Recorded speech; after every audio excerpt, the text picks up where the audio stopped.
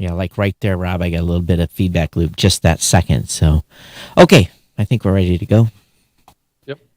Hey, everyone. Welcome to the New Media Show. My name is Todd Cochran.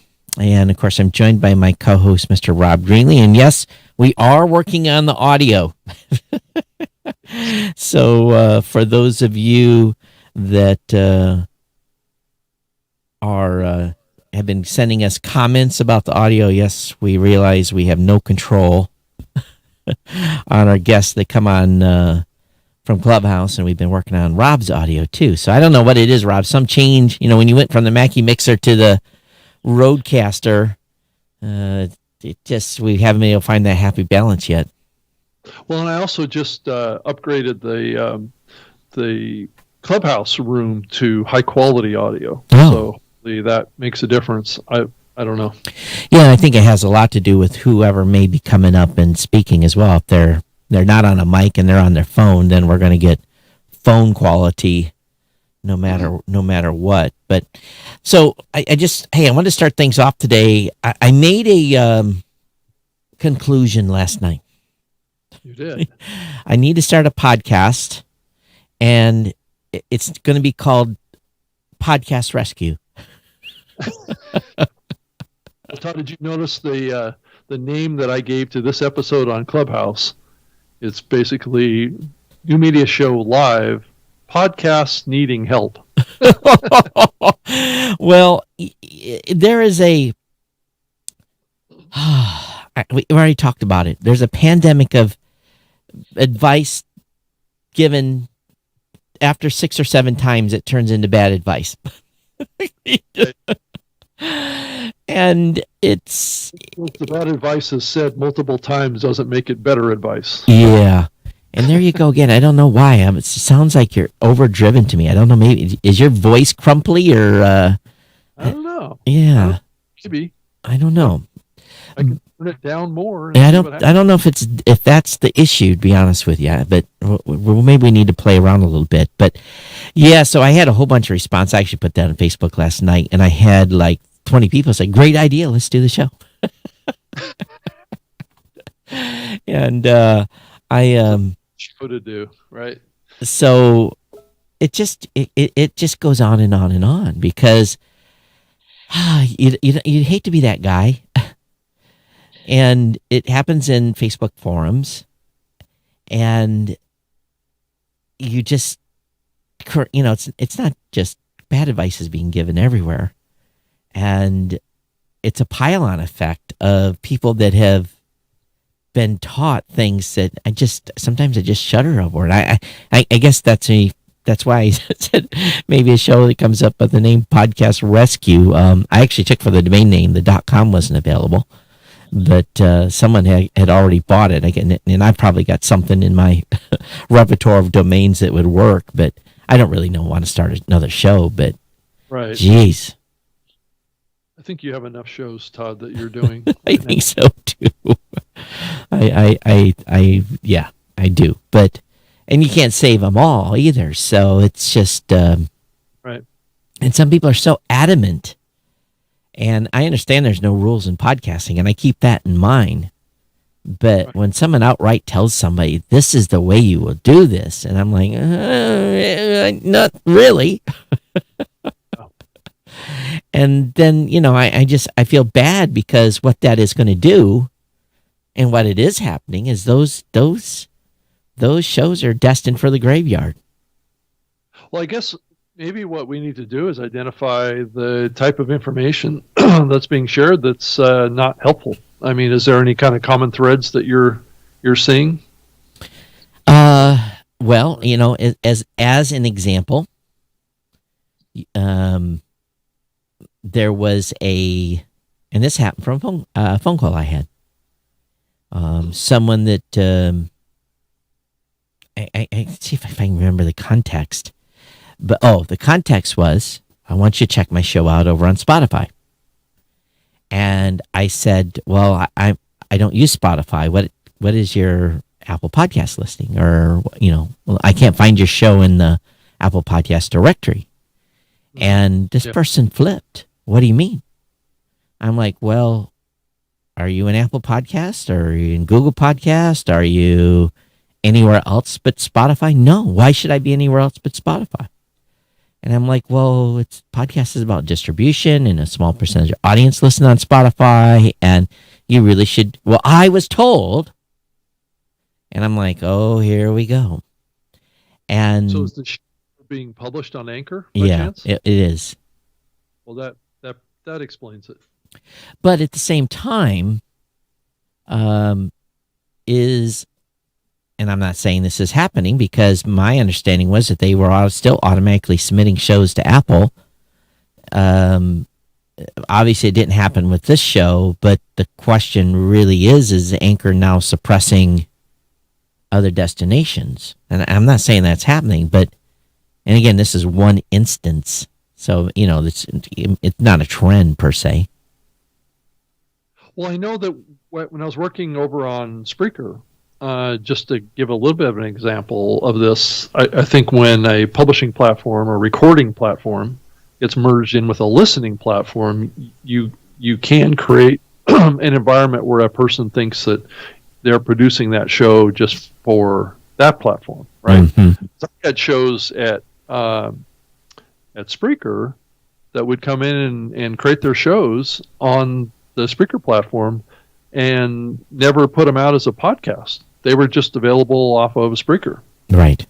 So they were typically live shows that were produced on the platform, and they would be automatically recorded and made available as part of their older episodes, right? But the content creator didn't think of their shows as being podcasts. Mm-hmm.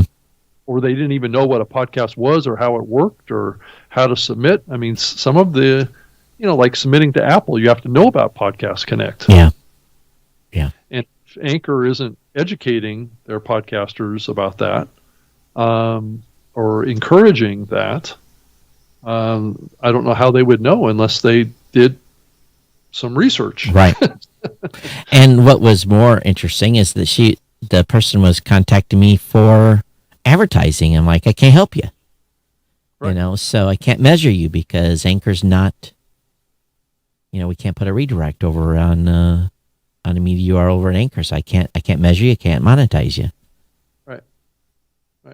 And of course that was, the redirect discussion continues here. Sounds Profitable. Of course, James Cridlin apologized, but I guess he sent the Sounds Profitable newsletter on the Pod News newsletter email list. So I thought that was hilarious. So pushed the wrong distribution button. So I think James lost a few subscribers this morning. But, I had mentioned on the last show that Angelo had replied to Brian with a pretty extensive, and actually, I don't think Brian used very much of the stuff Angelo sent over. So right. I think we're going to put up our own article on the redirect. Right. And talk about that from a implementation and, what really happens there as people do that to the variety of, I think, the 4 services that offer redirects. Mm-hmm. Yeah. But guess what else I got in the email? What did you get? My IAB recertification notification. Oh, okay. There you go. Ka-ching, ka-ching, huh? Ka-ching, ka-ching. So I signed the contract, sent it over because they're going to introduce the 2.1 spec. And they also said before that they would be doing this on a 2-year basis. Mm-hmm. So the price actually surprisingly was not as bad as I thought it was going to be. Okay. So it's still significant, but about half as significant as of what I thought it was going to be, because I don't think I'm allowed to say the price. Well, I would think that each subsequent time that you're getting recertified would be a simpler process than the first one, I would think. And considering the spec hasn't changed too much, the only thing we're doing is excluding, from a technical standpoint, excluding Apple Watch and, the IPv6 stuff. Mm-hmm. So, yeah.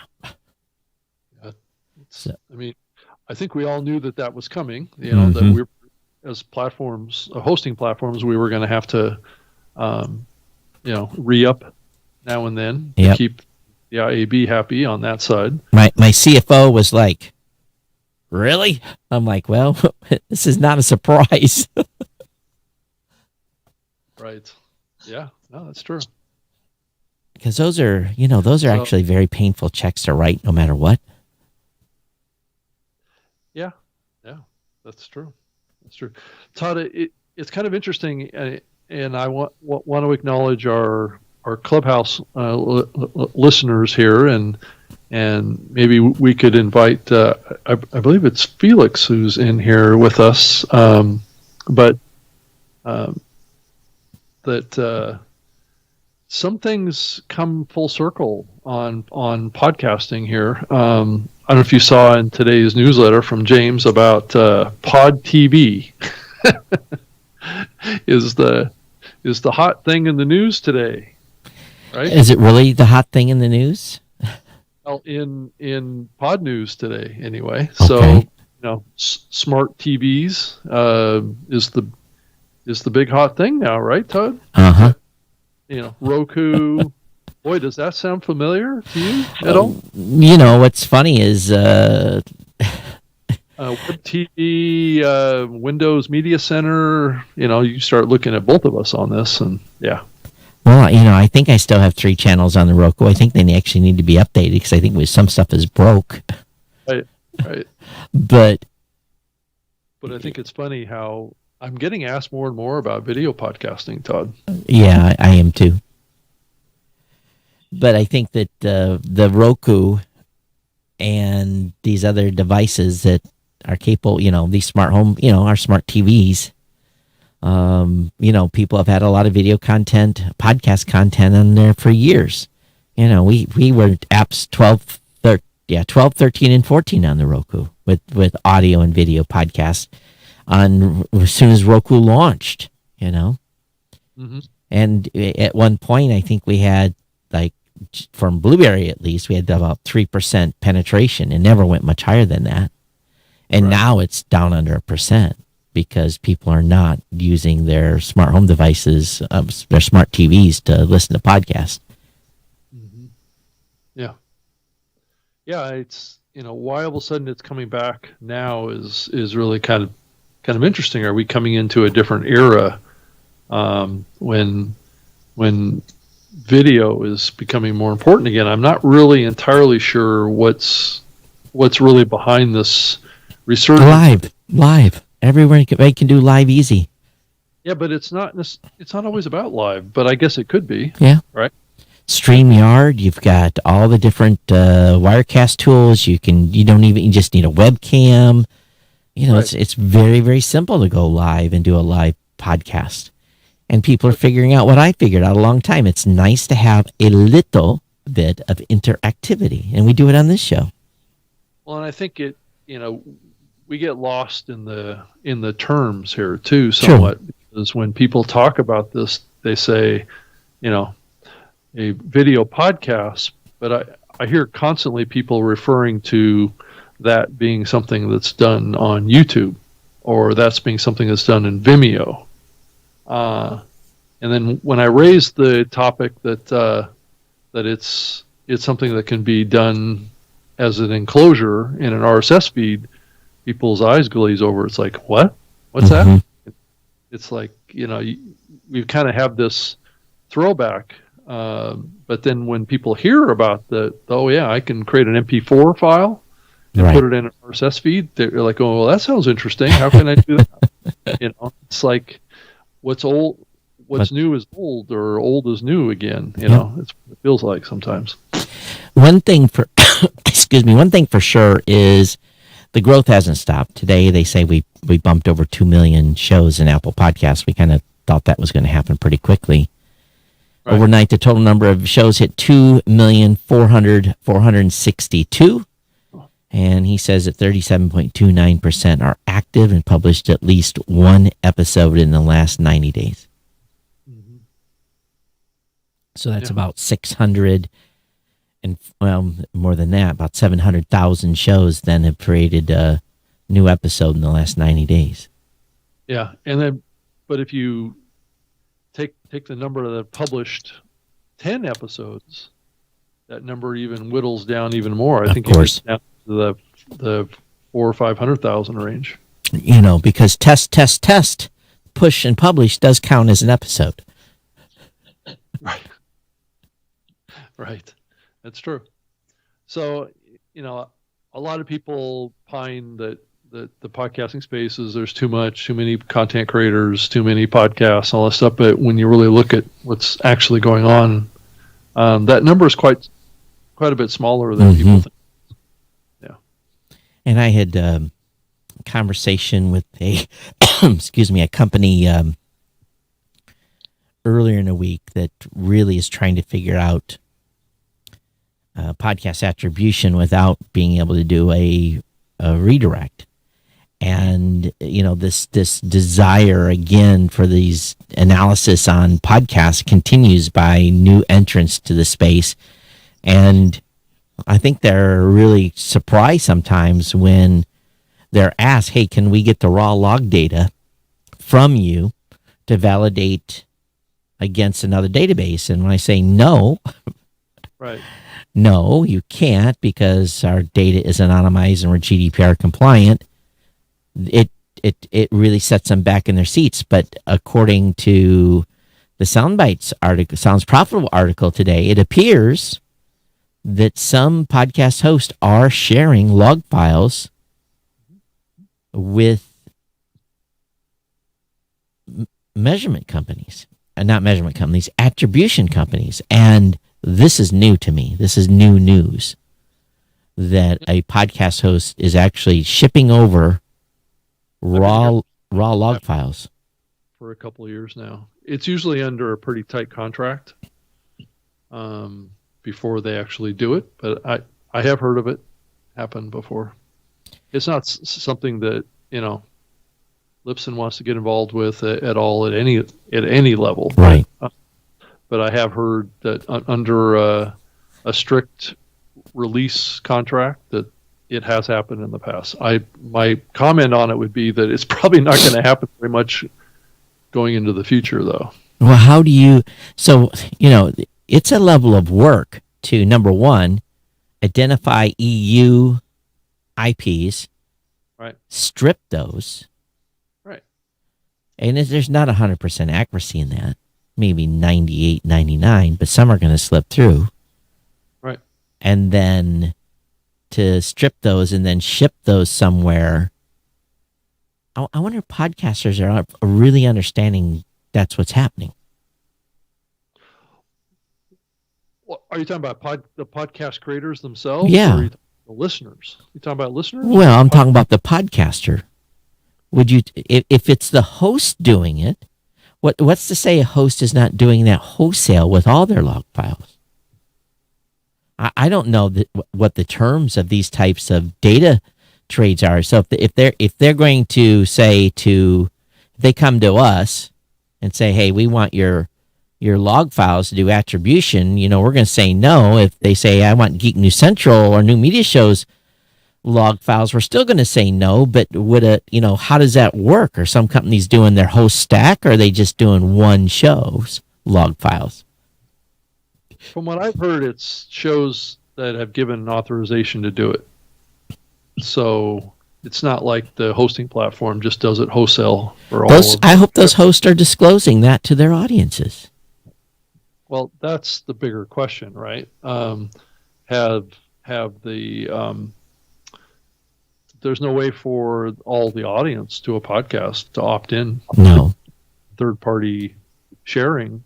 And if they're sharing those log files, then is there retargeting going on from that? Well, that's the ultimate question, right? Yeah, right. Yeah. If it's being used for retargeting, that is a clear violation of privacy. The question gets back is this gray area of sharing it just to do ad targeting to just that podcast. You can't share California IP data. You can't. That's not allowed. Mm-hmm. Right. So Right. you not only have to filter That EU, they got to filter California IPs too. right.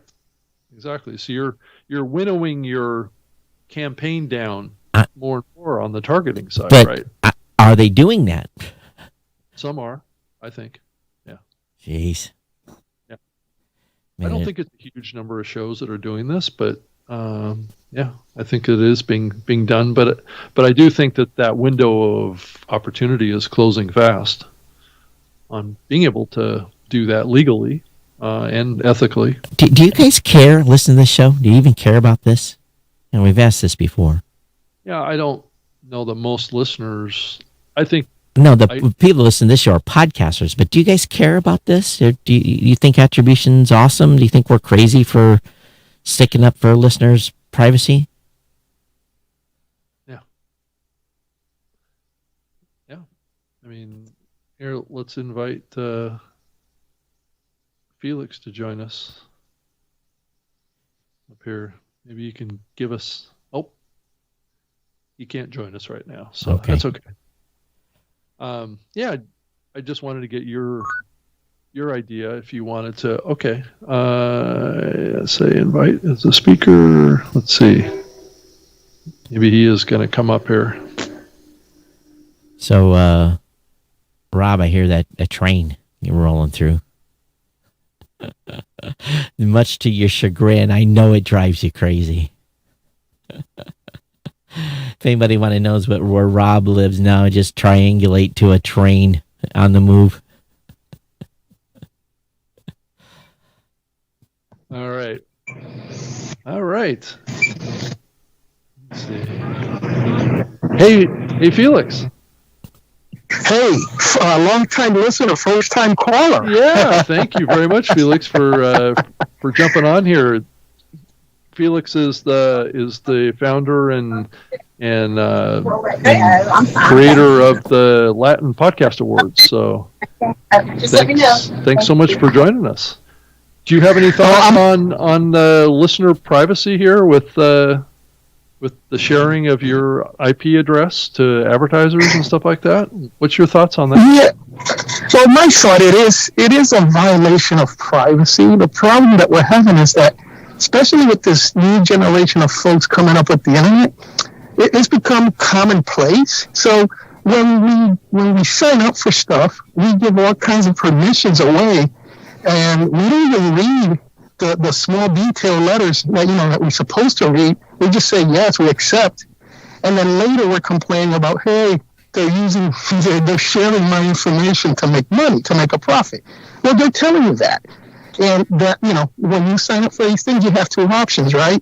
Either you sign up and you say yes, or you go, no, I don't want to be part of it. And that's where the issue lies. But Right. I think, as we're talking about one company, it's being looked at the EU. They're looking at them because I think is it Spotify? I'm not sure which one.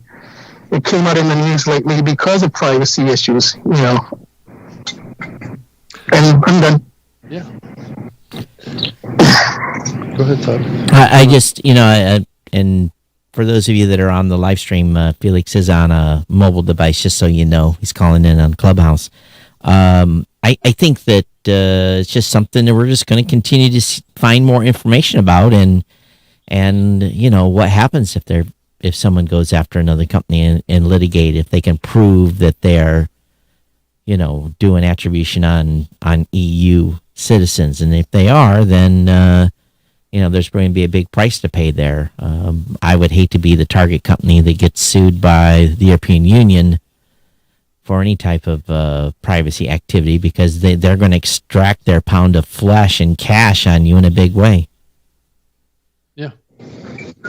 And they've done it before with other companies. Yeah.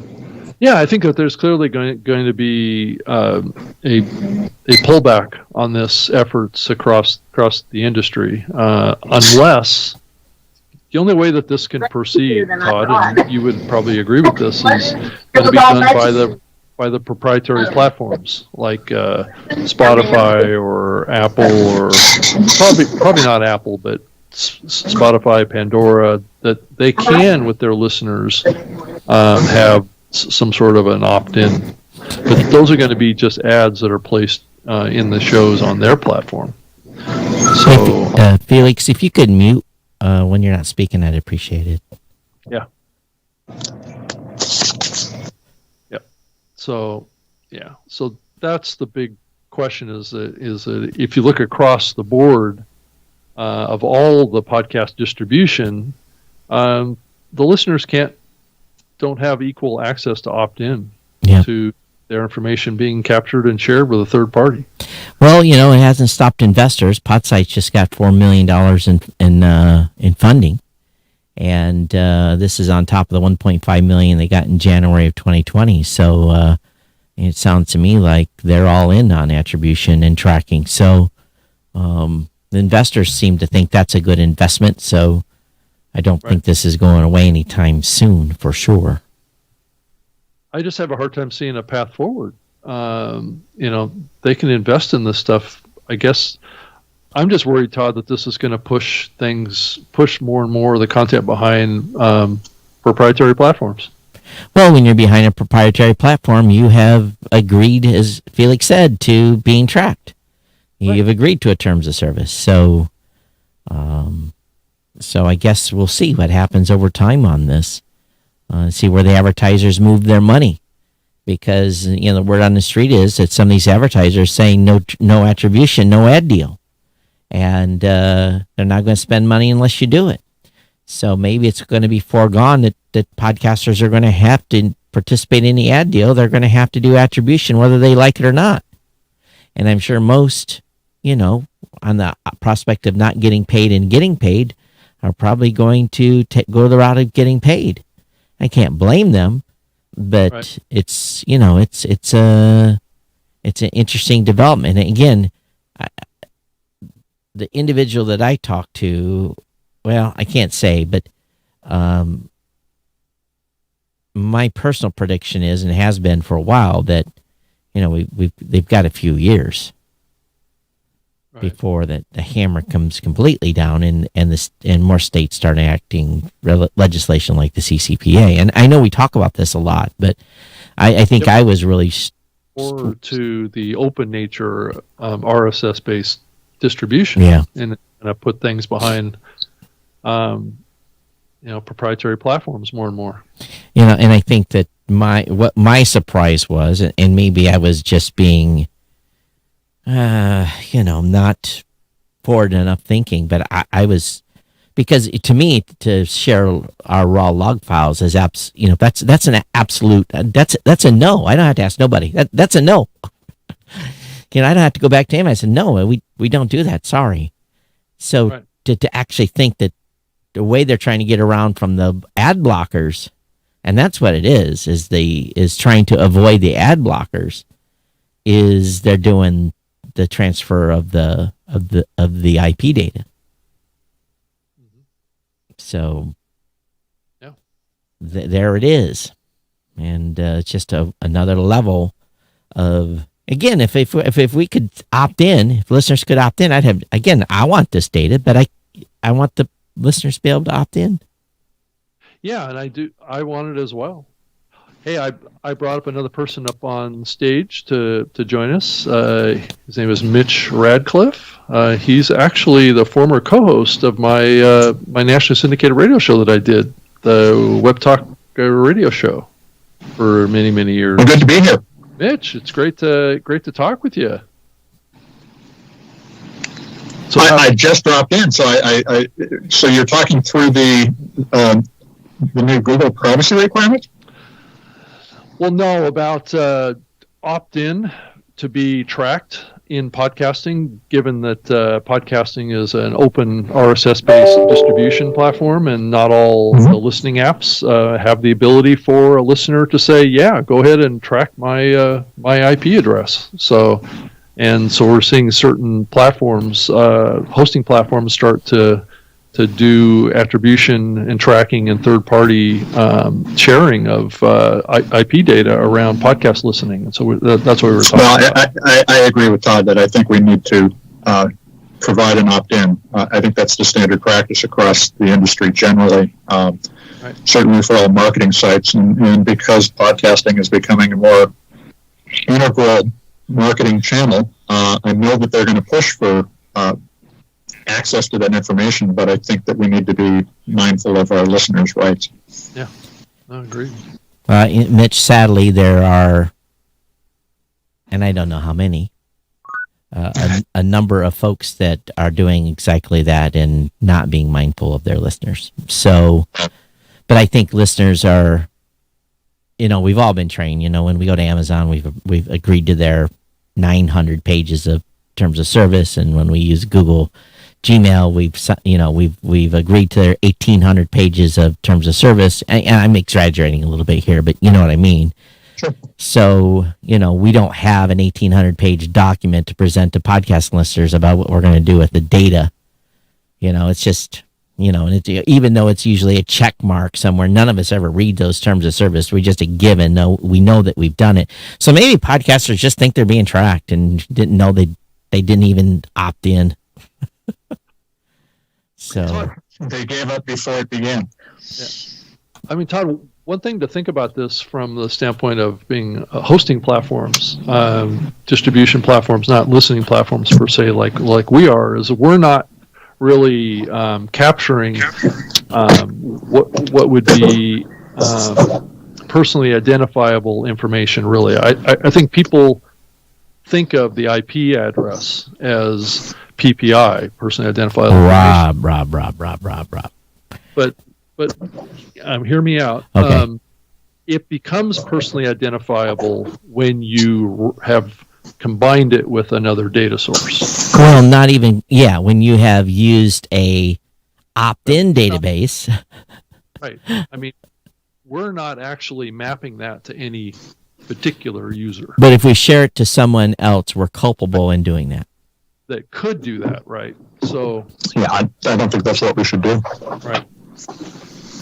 Yeah. So I mean, a lot of the data that we capture on our hosting platforms is not able in our platforms to be mapped to any particular user. Hey, Mitch, if I could get you to mute for a second while I know you want to interject, but mute while you're not talking. I appreciate it. It's just we're hearing your construction going on. That's my dog. It's okay.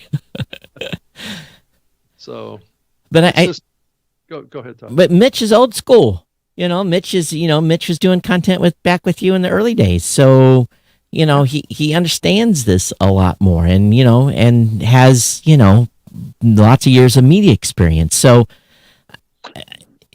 but you have, people much younger than us in the space. They've grown around being tracked, and they think this is the cool way to make sure we make more money. And the hell with the privacy. We're just, we got to get the deals done. We got to generate revenue.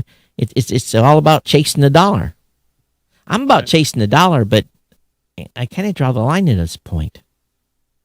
And I guess it gets back to can we get to a point where the client can actually, across the board, across the whole industry, give the listener the opt-in? Can we create, what kind of infrastructure do we need to create to be able to create that? Where every listener that listens to anything off of hosted on our platform, Todd, can opt in. Well, we can't do that. We can do that on our own platforms. Right. When they come over to Blueberry to listen to a podcast on our directory, we can say, "Hey, do you mind being tracked?" We could do that if they create an account. And number two, then we have to ask folks like Marco to do an opt-in on privacy, and he's going to go, "No, you can't. I'm not going to ask." But maybe, because he has no incentive to do so, and neither do any other podcasting apps. They're not making money from these advertising deals. So really the only way, and I've said this to a number of people, the only way that we're ever going to get to the point where we're going to be able to allow listeners to opt in or opt out is to incentivize the app developers to do that. But Apple's never going to do it. Google's never going to do it. And the other platforms like Spotify, Pandora, they're already tracking because they've already got a terms of service. So it's the 20% or whatever the number is of consumption that's happening outside of those big platforms that would implement that. So still, you're only going to get a small percent. Right now, 57 to 60% are on Apple Podcasts. Apple's never going to ask their listeners to be opt-in to be tracked over on Blueberry. Never, not in a million years. Matter of fact, that's absurd to think they would even do it. So would Google, and no one's going to do that. Well, I think you have to. You called out the need to get developers involved in this. The first question is, what could a developer build based on access to the information that improves the experience for the listener? And I can't think of one right off the top of my head. I might be able to beat my brain to come up with ideas about, we can relate one thing you listen to another. And to some extent here on Clubhouse, they make recommendations based on the rooms you enter. Right. So there are analogous experience improvements that we can deliver. But, I work with a variety of big brands as well as run my own publishing site. And it's just a given that you're being tracked on a page now. And what I'm trying to find is ways to provide, particularly to the digital natives who grew up after us and don't think of privacy the same way, something better for having made that exchange. I believe that's giving something back because they've already given up the privacy. Right. We could possibly make it better. That's an idea too. So, I just think that because what the level of implementation would be very complicated, because what it would happen is now there's 30 podcast hosts, and plus you've got podcasters that are self-hosting as well in the tens of thousands, and you would have to have a system that would, let's say the podcast today is with Blueberry, and tomorrow they decide to change podcast host, they move over to Libsyn. There would have to be a new authorization because we're the gatekeepers of the IP data because we host the media. So there would it would be very, very complicated. I just don't. And plus, with all the existing laws in California, go ahead and I would just have all of you, if you ever want to do a data sharing agreement under GDPR, just go read up on a data sharing agreement in the it's about 800 pages of legalese, and if you want to do a data sharing agreement with a company in the EU, you plan on spending $50,000 in lawyer costs. This is complicated stuff once you get into areas that actually have true privacy laws in effect that have thought this through already. And that's why both of us implemented GDPR globally. Well, Todd, I think one of the things that we have to think about is that we either start coming up with really good ideas on how we can do it, else we risk driving all of the monetization into proprietary platforms, and they're going to move away from RSS. That's my ultimate fear here. And is there an opportunity? Is this a technology company opportunity to create a platform that creates a global authorization platform? Well, I'm having a conversation with somebody about that very topic later today, and it's somebody who actually could build it. Really? Wow. And there's something there with that. At the same token, I don't think there's enough inventory percentage in these locked ecosystem. There would be a serious hit on revenue. We're talking about us being at $1 billion for ad revenue. If they funneled all podcast advertising into lockdown platforms like iHeart, Pandora, Spotify, and the only way you get money is on those platforms, you go back to $100 million advertising space, because the content, there's such small percentage of players. iHeart, less than 1% of global market share. Pandora, less than 1% of global market share. The only company that has made any inroads at all is Spotify, and it's still 8 or 9%, maybe 10. Some, depends on show by show basis. But from us, I think you guys said 13. 13. So that's 86, 85% of the consumption of content out there that would not get monetized. And that is absolutely not going to happen. So I'm not worried about it being forced into these verticals. If it is, then podcasting as we know it is done from a monetization standpoint. Well, that's what I'm concerned that could happen here unless we can, as an industry, come together and figure this out, right? Well, attribution, again, though, only gets them so far. So I listen to podcasts in my car. Right. And monetization is only a small piece of the podcasting industry, too. Right. And if I hear an ad, I'm not picking my phone up and reacting to that ad on my phone. I usually get to the office or the house, and I get on my computer, and I go to the page, which is a different IP than what my phone had. So the attribution breaks there immediately. It's only a small percentage, tiny percentage of stuff that actually is going to attribute back to the advertiser with this IP data. So, when's the last time you listen? Anyone in this audience, let me please, if you've done this as a podcaster listening to another show, have you heard an ad in a podcast and used your phone that you're listening to that show on to react and go take advantage of that offer? I'd love to hear the number of podcasters that have actually done that. And I bet you that would be under 10%. I would agree, but I also think that's where federated identity capabilities, where the login system is aware of the multiple IP addresses. Because we're still thinking about this old peer-to-peer model. It's not about one device connecting to another device, and it's about constellations of personal devices connecting to the net. Right. And we don't have awareness into that constellation. But that kind of attribution could be picked up, even anonymously, using that kind of system. Well, Mitch, are you keeping an eye on some of the things that are going on in Europe around personal data ownership? Mm-hmm. Is there a solution here coming from that, you think, that's on the horizon, you think? No, not yet. No, I think people are fighting it rather than trying to figure out how to live with it. And I say that with a perspective of working with several major brands on how they interact with their customers. They're still primarily focused on disclaiming the terms of service for sharing your information, rather than trying to figure out how to, like we were talking a moment ago, improve the experience. The experience could just be the fact that the podcaster, because you make the connection between listening on one device and acting on another device, could be compensated better. Right. Hey, Rob, could you do me a favor and turn your Clubhouse audio connection down 2 notches? I want to see what that does. We're experimenting here. We've had a little challenges with audio, just the Clubhouse audio level. Okay. All right.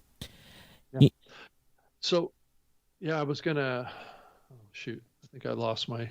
Yeah, I interrupted you. It's talked about the ownership of media and, Mitch saying. It's the ownership of your data, right? Right. So you think about the information that you share. I can't remember what country is it, Lithuania or one of the countries in Europe is basically doing a program where they're basically giving their citizens control over all of the data that they share. And I just wonder if that has a role as you look to the future, especially when we start thinking about the future of blockchain and how data might be secured that way as well. Well, even Google, even in the modern society that we live in, and they're tracking our every moment. If you have location tracking turned on your phone, you can go look where you were 2 years ago. If you turn that location tracking off, which I have, and you clear that from the system, Google still is going to hold that data for a couple of years. They have a data retention policy on this for a couple of years, largely for legal reasons. If you've robbed a bank or something, they can, I guess, they can be subpoenaed for that info. But I think that in the end, what we end up having is the ability to kind of clear some of the data that's being tracked on us. But the deed is already done. If you've opted in, that's that instant, that instant feedback and retargeting and everything else that goes on with this. And I see it just as much as anybody else. Yeah. No, yeah, I agree. And one thing I was going to mention, Rob, there was, oh my God. So I'm speaking about losing your train of thought here. There was an app that has introduced, oh man, I thought it was in Pod News, but they've adopted one of the new, here it is. The Breeze Lightning client has added a native podcast player on their iOS app. And I have no idea who these are. And they're using the Podcast 2.0 podcast value tag to share cryptocurrency with shows. So we've seen the NFT craze start around the Ethereum crypto coin. I'm actually spending more brain cells on this than I probably should, but I asked my audience, my Geek News Central audience, I said, if I offered up an episode as an NFT token to buy, you're not, the episode's still public, but the person that buys the episode buys the rights to the content. Would you guys, buy some episodes? And I haven't got any feedback yet, but I wonder if this is going to be a trend that's going to spill into the podcasting space. I don't know.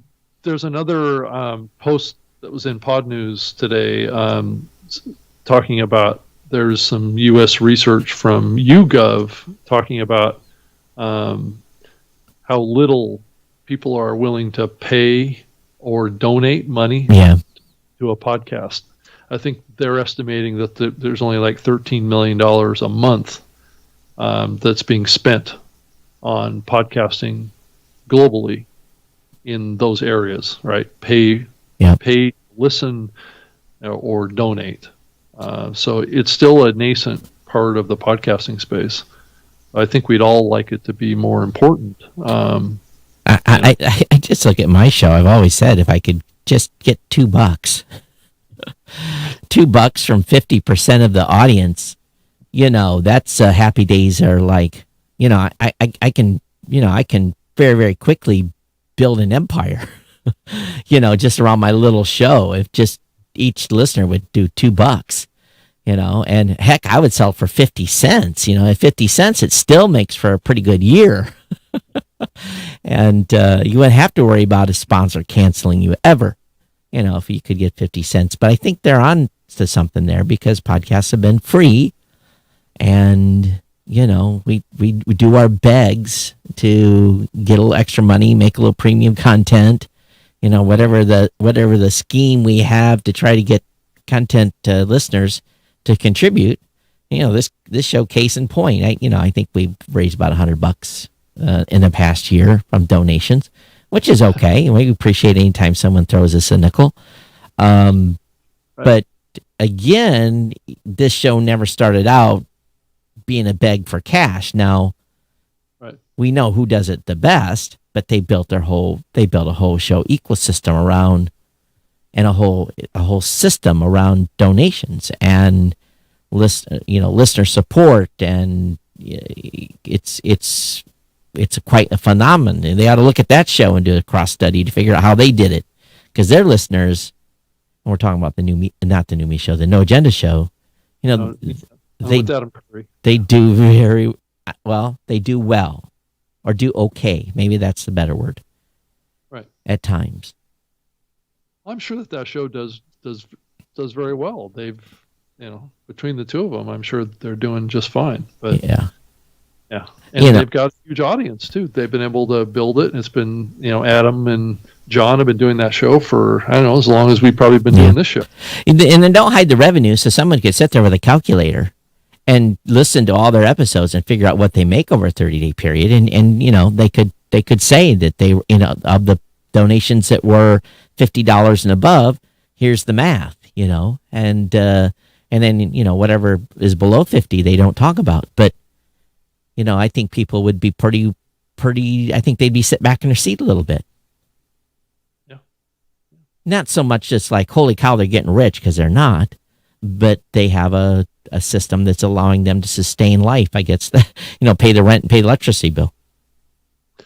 But it's not a retirement it's not a retirement plan. Right. Mitch, do you have any comments on the monetization or donations versus paid podcasts? I know you Well, if I had figured this out, right. Well, for instance, Earth 911 that I run, which is we do a podcast, but we also have the largest recycling database in the United States. People do give us donations, right? And I'm surprised by how often they do it, but it's usually tied to getting some value from us, like finding a local recycling location, or we answered a question about how to recycle something, or what was a more sustainable product, and then they tip us. And we see, a couple of $100 a month from that.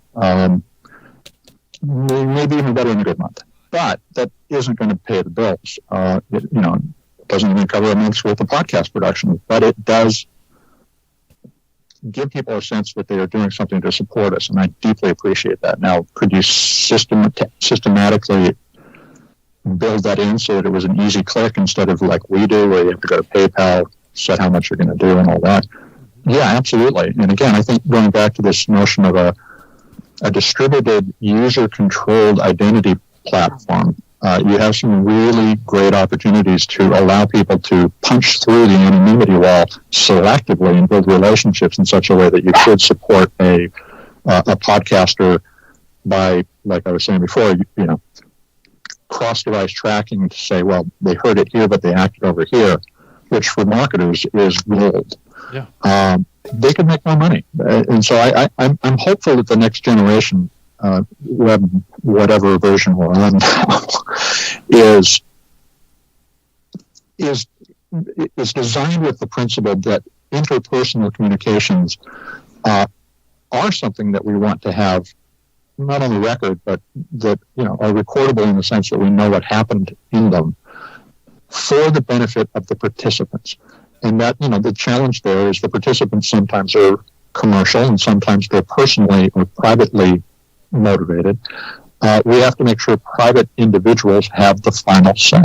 Right. Yeah, and I do think that this authorization platform that we're talking about here, I think there could be an economic model behind that makes everything work for everybody involved. It seems like it anyway. I just wonder why nobody's stepped up to try and create something like this. Technology just hasn't been there. Right. So, or the need hasn't been there in a big enough way? Is that what you're saying? Like I said, I don't think we've really been thinking about the interconnectedness of multiple devices. This is also true in remote work environments where you have 3 or 4 different Zoom accounts because you have 3 or 4 different business relationships and 9 different email addresses. Well, they're all you. We don't think of it that way. We try to solve the problem of one person interacting with the world, and it's also how one person interacts across a bunch of different devices. So I believe we're just entering the era in which we're going to think about that. Because I'm sure that the pandemic kind of fast forwarded a lot of that opportunity, I would imagine. Absolutely. Yeah. And so we're in, where we would have been in 2025 if there hadn't been a pandemic. I guess that's a good thing. Yeah. So Todd, I think we have our next business idea, right? Yes. So Mitch, want to come in on it? I gotta. But I'll be happy to give you advice. I'll read this email I just received. Okay. And you guys are gonna laugh about this. Hey Todd, the audio industry is getting a major upgrade next week as a leading platform for audio search and discovery will launch the world's first feed for mobile apps on Wednesday, March 31st. Podcasts became increasingly mainstream last year with 100 million Americans listening regularly, but integrating podcasts directly into the most popular apps, this new launch will benefit entire audio ecosystem, bringing podcasts to new audiences while also providing incremental review and boosting engagement for developers and creators. Would you be interested in learning more under embargo? So the first podcast feed for mobile apps. That's a pretty bold statement. Wow. So, I don't even know what that is, really. so That's buzzwords. yeah, I'm going to say buzzwords. Oh my gosh. So I thought it was interesting. Hey guys, I need to jump off. I have to Okay. go. I have a meeting that I have to attend. But thanks very much for having me on. All right, Mitch. Thanks for joining us. It was good to talk with Good to you. be here with you guys. Yeah, Long time, Rob. it has been too long. Well, let's fix that. Take Yes, care. we should. Okay. Hey, Todd, I saw also in the pod news that Dan Bongino, who's been a big podcaster in the podcasting space, has kind of moved over to Westwood One. So we're starting to see some talent coming out of the podcasting space head over to radio. I thought that was interesting. Yeah, he's actually going to be taking, in some markets, the Rush Limbaugh spot. So, but it's interesting. Not all stations are switching over to him. So some stations are going to continue to play Rush in replay and then have their normal 3 rotating host, which I don't know if he was one of them, to be supplemental for a while. So it's interesting, and you think about, it's a good analogy for podcasting.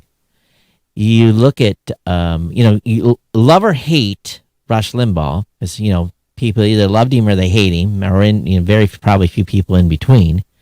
It's the same thing with Dan Bongino, too. Right. The guy was a monster in radio. Right. He brought talk radio to the forefront. He was the guy that did it. And his passing leaves a big hole. A 3-hour hole in a lot of radio stations programming, where he carried those stations for years. So, let's look at the podcasting space. I think what you look at Marco. Marco's not going to quit anytime soon. But what if Marco said, "Hey, I'm retiring. I got a year left. I'm bouncing out." Not Marco. I'm talking about Mr. Spotify, Joe Rogan. What if Joe Rogan said he was going to retire in a year? Or God forbid something happened to Joe. And, there is a massive audience that loves Joe. Joe's not going anywhere. So I'm just using this as an analogy, people. So please stop the hate mail already. I'm just using this as an example.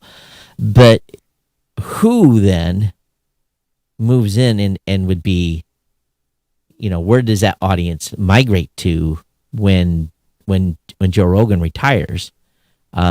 He potentially could do that podcast for, Joe's, I don't know how old Joe Rogan is. I'm assuming he's pretty young. But, I'm not saying you and I are superstars, but I'm 56. I'm not going to podcast forever. So there has to, and I'm not saying we're not in the same caliber. Let's not even try to even, not even try. But if you're in a Joe Rogan caliber, who is the body that comes in and fills that hole with the content? I guess those people will be found. So this is what is a true test for radio, and trying to find Rush's replacement. When will we have that moment in podcasting? Right. It's same thing with Sean Hannity. And if you think about Sirius with Howard Stern, right, those are huge holes. He was on broadcast radio and built his career over there as well. If you look at like a Joe Rogan, he could easily move over to syndicated radio and get on 200 stations or whatever easily, right? Yeah. And that could be a big monetization opportunity for him. But I'm talking more about when someone leaves space, right. And the time slot. Yeah, the death of Rush was, they knew he was on borrowed time when he made his cancer announcement, and so they had time to plan, and yet I think they're still a little flat-footed. They're trying to figure out what they're going to do. But I think that, Howard Stern, he just re-signed a contract with Sirius. So I think he's on for another 5 years or something. I haven't listened to him since he renewed his contract, so I don't know how many days a week he's live and how many days are on replay. But, Howard actually figured out that was, dinero-wise was probably, I would almost imagine Howard Stern stays working because of his staff. His staff needs him probably more than he needs the money. I'm sure Howard is well set for the rest of his life. So Howard continues to work so his employees stay paid. Maybe. But Joe Rogan doesn't have a big staff, per se, I don't think. I think Howard is going to keep doing it as long as he's got, a fan base. I mean, eventually, yeah, I agree. He's gonna retire. Yep. But I don't see him in a place, at least my perception of him is he's not in a place to anytime soon shut down. But I guess there's 700,000 shows that are active out there that have a shot at being the next Joe Rogan. So I guess that is the, I mean, the question gets back to, is Joe Rogan a podcast anymore? I guess, many in the industry continue to see him that way, which also opens the door for, maybe, if that's the definition, then is Howard Stern a podcast now all of a sudden? I don't think he even wants it to be referred to as a podcast, but I think that it's an interesting question, because if you draw a parallel between what Joe Rogan is doing with Spotify and what Howard Stern is doing with Sirius, yeah, it's similar. Is there a difference? There's really no difference, but most people still think Joe's a podcaster. And, I don't think you're going to change that. Technically, he's not. Joe started out as a podcast. Right.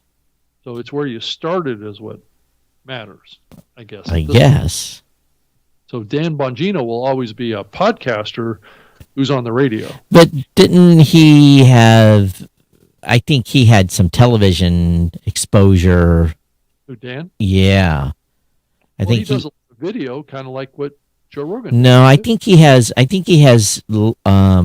scheduled spots on like Fox and some others. I don't think he was. I don't know what came first, the podcast or the television appearances. So. Yeah, I think he's been a guest on stuff. Yeah. Yeah. I'd have to look him up on Wikipedia and see. On a TV network, though. I think he used to be involved in. I think he used to be law enforcement. I don't know. There's some history on him. Like a Secret Service agent. Oh, maybe that's what it was. Yeah. Huh.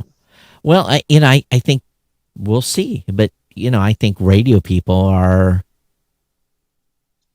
looking for the next big talent. But at the same point, they sure haven't acted upon too many podcasters bring them into radio. They've cross-traded and upgraded within their ecosystem, which is understandable too. Well, it also gets back to do podcasters want to be on radio? Well, your rules change, that's for sure. It probably takes a certain deal or a certain type of podcaster to be even interested in doing that. You got to hit a mark, Rob. You got to hit your 12-minute.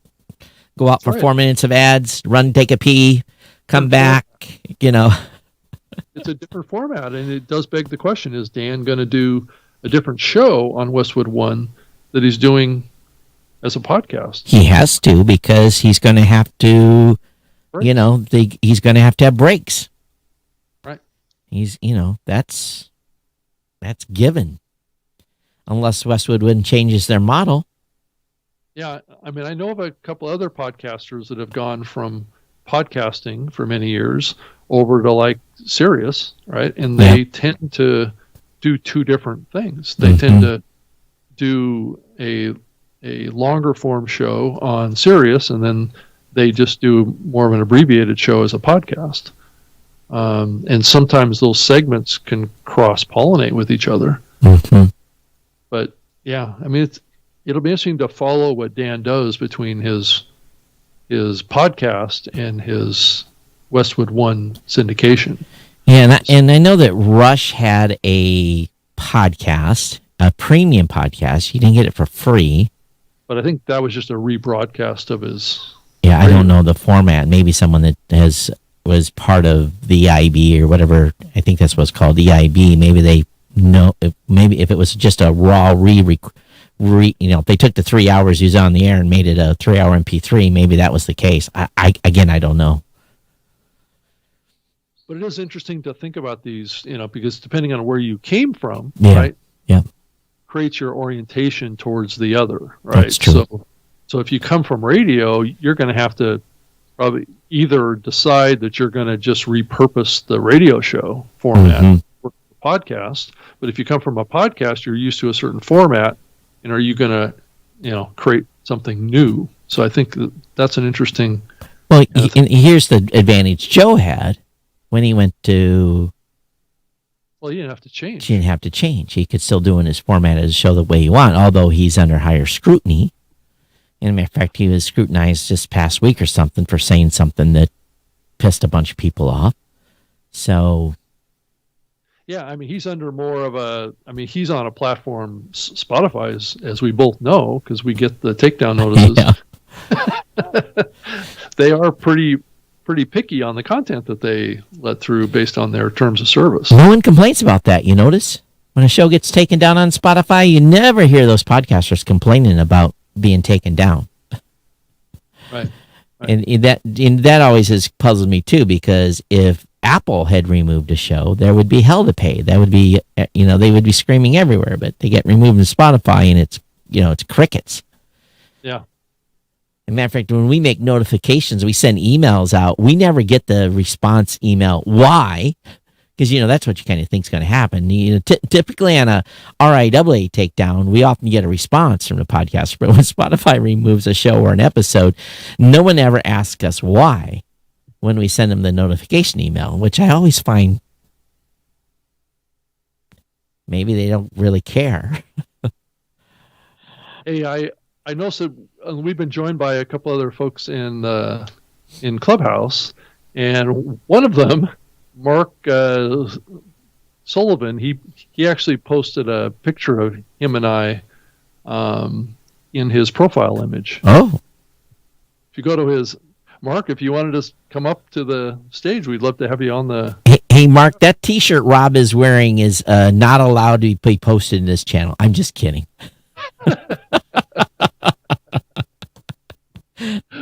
We gotta get you a blueberry T-shirt. There you go. Okay, I'm gonna invite him up. Come on up, Mark. Come on up. But hey, Mark. Thanks for stepping up and coming up. Where did you take that picture? I'm trying to think where that was. I think that was at the Outlier podcast. I'm actually sitting in an airport right now, just listening to you guys. Side hustle, trolling you guys. It's having a good time. That's great. So you're doing some podcasting yourself, right? Oh yes, I do. I do about 7 different shows. I've done about 270 episodes and just really love the space. I started magazines and then worked in television, but I think podcasting has the most autonomy and freedom out of all those mediums, because you just you reply, or you basically, you can do whatever you want, versus like in television or magazines, you're answering to advertisers or to the authorities that are out there kind of regulating what you can and can't do in those channels. So I really enjoy podcasting. Well, there is some truth to that to an extent. Depends on who you have underwriting or sponsoring your show. There is still brands still have some brand rules, I guess, and sometimes in your ad deal you're told what not to talk about, and that that's the price you pay. But that's they do that in broadcast too. If you have a sponsor about something, a certain sponsor in a 30-minute news spot, that sponsor, you're not going to talk about the competitor in a news story. So even if that competitor did something really, really cool, just because it's a sponsor, it's like, okay, we can't talk about them because these people are paying us money to promote us. So I think a little bit of that still happens in podcasting. But if you're not taking money, then you can say whatever the heck you want. Oh no, I take money, but I have sponsors that I've known for many years, and so we have this understanding anyway. Like I have an understanding that I have to be connected to the cloud to put up my photo of you, Todd. That's awesome. I think that Mark brings up another good point here, though, that we need to make sure we always keep in mind is that, we have a lot of freedom in this space. And we have an incredible amount of freedom to say what we want, how we want to say it, to who. Now, it could come with consequences, of course, but, most podcasters are the GM. They're the advertising marketer. They are the sales rep, and they are the talent on about 95% of podcasts out there. So you do not. The only equivalent maybe is YouTubers. YouTubers have a similar same amount of freedom. So I don't think there's too many other content classes that have that, because you're working for a station and you're playing from a playlist on a top 40. You're not going to roll in some song that is not on the playlist without some repercussion, or right. You say the F word or something like that on the air without beeping it. We can get away with that here on Clubhouse and in podcasting, right? Yeah. Although I've cussed a couple of times on this show, and we've gotten feedback that someone didn't appreciate it. So I try to keep my sailor potty mouth in line, and I have for years. Matter of fact, my sailor buddies are always like, how do you go on your show and not cuss as much as you used to cuss in the Navy? I'm like, well, different audience, my friend. Well, Todd, and also you have a reputation for finger flying too. Yes. Finger flying for our video viewers. That's right. Although we haven't got any feedback from the video viewers about my finger flying from time to time. And those of you on Clubhouse, we are actually live right now. We are at newmediashow.com/live if you want to watch us on YouTube. We're on Twitch, Twitter, all the other places, Facebook. Yeah, Todd, we still haven't ventured into the realm of trying to get simulcast onto to Twitter Spaces yet. So I've tried a couple of spaces and just don't see. There must be a way. I haven't found a way to pre-promote that I'm going to be doing a Twitter Spaces thing. It's just kind of like you have to go and then you have to invite. It's just a little. It's not as clean as this. Right. It's not. It doesn't set up where you can schedule something and you can create this whole promotion around it. I mean, that's what's great about Clubhouse now is that you can create a Twitter post or you can whatever, and it links to it. So, which is what we're doing as well. We're joined on stage, Todd, also by Corey. Corey Bootlier, I think is the right pronunciation, or did I slaughter that, Corey? Hey guys, this is Corey Bootlier. Yep, that's right. Okay. Thanks for stepping up. Is there any thoughts that you have on the topics that we were talking about earlier about listener privacy and trying to come up with some central repository for opt-in? Is there any thoughts that you have? Well, that's kind of a third rail subject. I can't speak on behalf of the organization. I just want to be clear. These are like my own personal thoughts on things. Sure. Podcasting has always been an open ecosystem. It's sort of been a one-way out. But we know that there are sort of these IP addresses. We've always anonymized them, and we still continue to do that. So we're not tracking listeners. I know that there are companies, though, that the two largest ones, one of them just received a $5 million funding, $4 or $5 million. Are you? Yeah, Podsites did, yeah. Yeah, Podsites, yep. So take IP addresses from many producers, not singling anyone out, and, they're sort of using the information that to find household locations to try and. I heard someone else talking about channel attribution because you don't know if it happened on the phone or a desktop. Mhm. So they sort of take a regionalized area, and then if a sale was made in the area where an IP address was made, they sort of make the assumption that it probably was the user that heard it on that phone so that they can get credit for the sale. Mhm. And those sites are very popular with advertisers. Yeah. So I would point that out. I liked actually the conversation that you were having about Rush Limbaugh. He really changed the industry. He had when I used to listen in college because he was just a monster on talk radio. He and this was great information for podcasters now. He had said that when he started actually getting success with his show, because he was not successful when he first started, was when he was relying too much on callers and people calling in. And when he found out to be himself and actually make the show more about him, because listeners were actually tuning in to hear him, that's when his real audience growth started happening. Right. And Corey, as a correlation to that, Rob and I know that very well, because when we do this show solo with no guests, no one coming into Clubhouse, and just do it, more people listen to our episodes when it's just Rob and I. So I've done a solo show for years and tried to build a brand around myself and my tech site as well. So I kind of understand that, but I think you're right. A lot of podcasters rely on their guests to carry their shows, where they should realize that they're the ones that have to carry their podcast. Well, it's because that's a methodology to keep your listeners coming back. Is if you make the show about the host, then they're more likely to come back. If you make the show about the guests come and go. Right. Yeah, I had a meeting with someone that just replaced a host for a specific show, and I said, "Well, how's that going?" "Well, I like him a lot." "Well, how is it going?" Did the audience stay when the other host left? And I really didn't get an answer to that. So maybe down in the weeds there was, he liked the new host, but part of the audience left. The other thing I wanted to mention is I consider Joe Rogan a podcaster. I'm curious, what piece am I missing that he's no longer a podcaster? Show's not available via an RSS feed.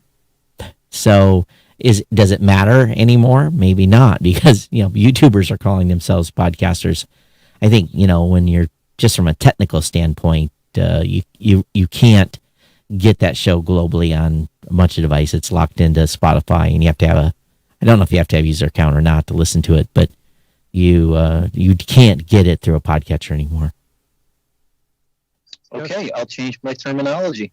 Well, I think if there's thanks for putting me up on stage. I have to scoop, but I enjoy your show. All right, well, Corey, and thank I'll you. see you at the next trade show. Awesome. Thank you, Corey. Take care, guys. Yep.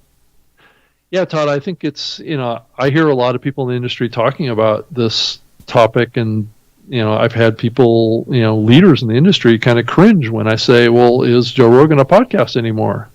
It's like, do we want him to be a podcast just because he's so popular, or is it, and what's the technical definition? Are we playing in a technical definition, or is it a listener perception name now? Well, you can't get onto Apple Podcast without an RSS feed. Okay, so you can't. Podcasts. I'm sorry, what'd you say? Joe's not on Apple Podcasts. I know, and you can't get on Google Podcasts without an RSS feed. You can't get on Overcast. You can't get on Pandora. You can't get on iHeart. You can't get on. Let's go through the list without an RSS feed. And you could make a pretty strong case that he's not a podcast anymore. He has a great show, just like Howard Stern. Right. Howard Stern doesn't call himself a podcast. Right. And I don't think Joe Rogan calls a show a podcast either. Probably not anymore. So, I think that's where, it's a technical thing. We'll always consider Joe a podcaster. He's done well, cashed a big check. Yeah, that's where he came from. That's the roots. Just like Dan Bongino. That's where he started. Right. People will always perceive him as a podcast. Because I know there's going to be naysayers. Oh, he's still a podcaster, and I don't need to argue with that. But if we want to use the technical definition, Right. And he's not. And that's where I have to, you know, the old guy in me, when I see someone, I'm podcasting on YouTube, I just, you know, I want to put in the comments, can you, I'd love to subscribe to your RSS feed. Can you send that to me? That's what I want to say to those posts, but I just like, stop, don't be the ass, you know, stop, you know, stop. Right. Hey, Felix, did you have a comment? Yeah, I have a comment about that. I've run into that problem with the Latin Podcast Awards, where there have been they call themselves podcasts. They're private label, so let's say they're made specifically for children, and they don't have an RSS feed, but they are treated and produced like a podcast, and they treat themselves as a podcast, but you have to go to their specific private site to sign up and listen to these podcasts. So we eventually had a meeting about it, and we let that one podcaster in, but it was one of those decisions that were very, very hard decision to make. And at the end of the day, we let them in because they treat it as a podcast. The only thing is, for sure, there was no RSS feed. So that's my take on that. And Felix, I've seen this with running the podcast awards too, but what we've done is force them to fill out their RSS feed. It's a requirement part of the registration. If they can't provide an RSS feed, they can't even get through the registration process. So what they do is they put their website address in. And, you know, okay, that's great.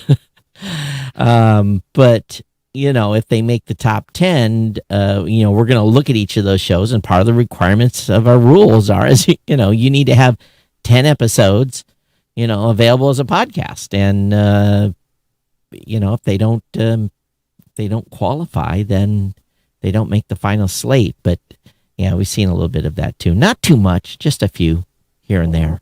Yeah, and that I've seen that they do have, you know, what I require is that they have at least a year on. I actually had to change that rule last year, but I require that they had at least a year on of podcasting.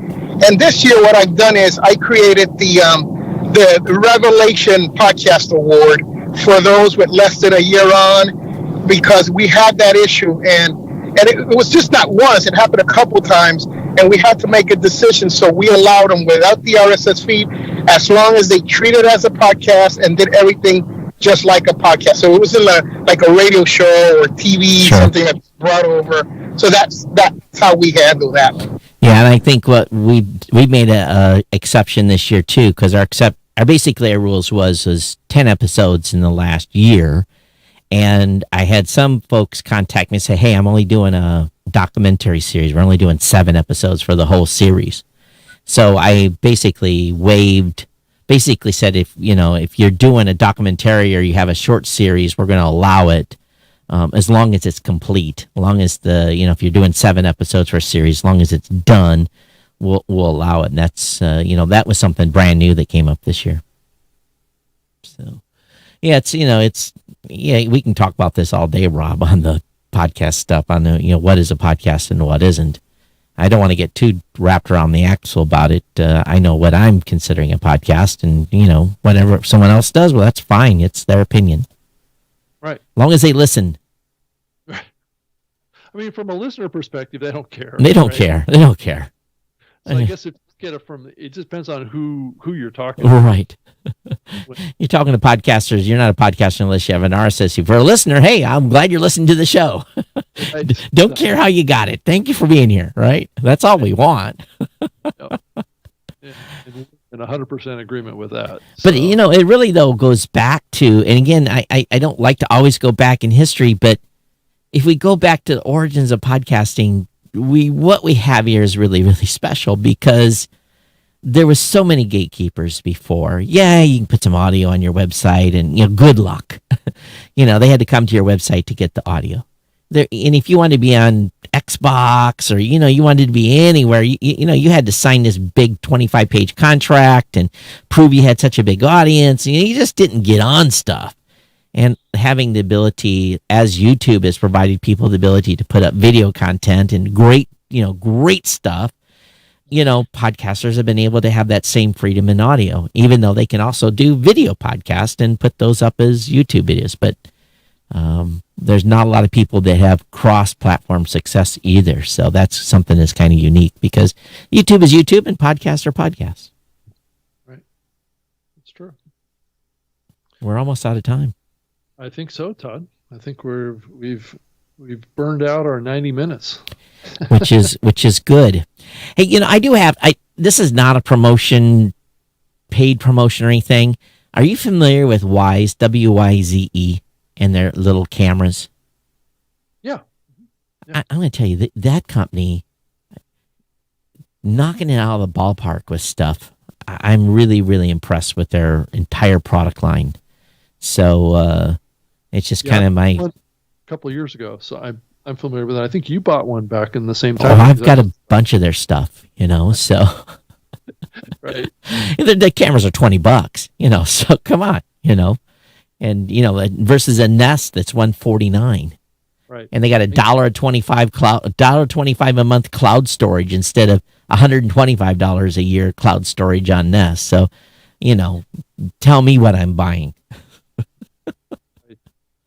You have 12 cameras for the price, 12 cameras and a year's worth of storage on each for the price of one Nest camera.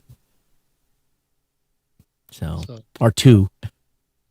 Well, let's call it a day, Todd. If you are on Clubhouse with us, we would please ask that you come over to newmediashow.com and subscribe or follow to us. The links are on the right-hand column of the website, on every page of the website. This is episode 445, and if you go back and listen to all the way back to episode 1, well, actually don't do that because it was a different name show at that point, but if you come in at about 200 and listen there forward, you'll get a PhD in podcasting. We do not issue PhD certificates. You can self-print yourself one off the internet. And but I'm Todd at blueberry.com. That's blueberry without the E's because we couldn't afford the E's, and I'm at Geek News on Twitter. Rob? Yeah, I'm on Twitter as well, at Rob Greenlee, and you can send me an email if you want, robg@lipson.com. Happy to get an email from you, any feedback, any little tips about things that you're hearing about going on in the podcasting space, and we'll talk about it on the show. And we'll be back in Clubhouse again on Saturday, Todd. I should probably invite a couple of big name guests to join us or something like that. Now, granted, that goes against what we were saying earlier in the show about. Yeah, I thought you were only going to do one show a week in Clubhouse. I know, but I got an opportunity to create our own club. So we have our own club in Clubhouse called the New Media Show Club, and then we aligned ourselves with the largest podcasting club on Clubhouse, ClubPod. It's got over 45,000 members of this group, and if we do our show, Todd, with them, all that 45,000 people get prompted to join us. Awesome. Today we weren't getting that prompt, I don't think, but is that only on Saturdays? Our own club. I see. I got you. All join right. our club.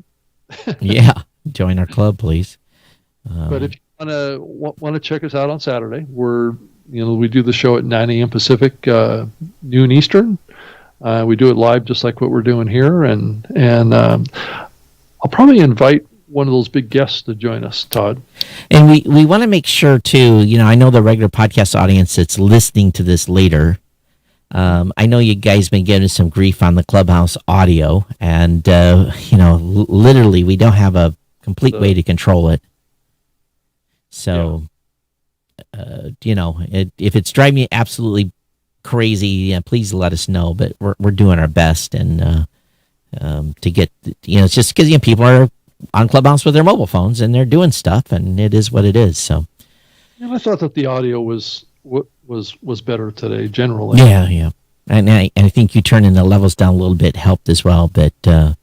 That's something for you participating in Clubhouse, folks. Be on your iPod, your what do you call them? The earpods, and be on if nothing else, have a wired connection if you can. It always just kind of ups the game a little bit. Okay. Well, we'll get out of here. Everyone, thanks. Everyone that's been watching us live on YouTube, Facebook, Twitter, Twitch, anywhere else. Thank you for being here. And we'll see you back here on Saturday. Everyone, take care. Bye-bye.